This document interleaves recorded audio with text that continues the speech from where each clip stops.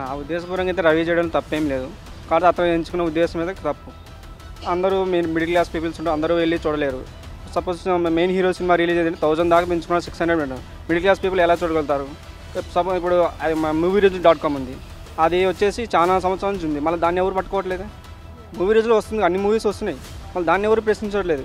మన తెలుగు కూడా ఈ రీసెంట్గా అతను ఏదో ఇట్లా ఇబ్బంది అవుతుంది ప్రజలకి, ఇలా చేయాలని చెప్పేసి చేశాడు.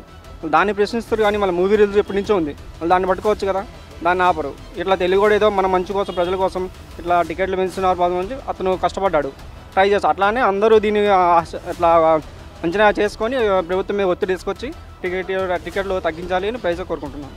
అది క్లోజ్ చేయడం వల్ల చాలా మంది ఇబ్బంది పడతారు. ఎందుకంటే ఒక మిడిల్ క్లాస్ ఫ్యామిలీ అంత డబ్బులు పెట్టుకొని మూవీకి వెళ్తాడు. ఓకే, టికెట్స్ అంటే 250, 200. ఓకే, మధ్యలో పిల్లల్ని తీసుకెళ్తే స్నాక్స్ వస్తాయి, అవి 300, 500, 600 ఎలా పెట్టుకుంటాడండి? ఇప్పుడు ఒక్కొక్క రెమ్యునేషన్ వాళ్ళు చూస్తే కోట్లలో తీసుకుంటారు.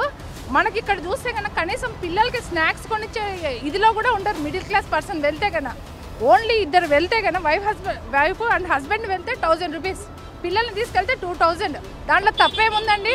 డౌన్లోడ్ చేసి చూడడం వల్ల తప్పేముంది? ఏ తప్పు లేదు. హ్యాపీగా ప్రతి ఒక్క మిడిల్ క్లాసే కాదు, ప్రతి ఒక్క పర్సన్ డౌన్లోడ్ చేసి చూస్తున్నాడు, చూడాలి కూడా. That's my opinion.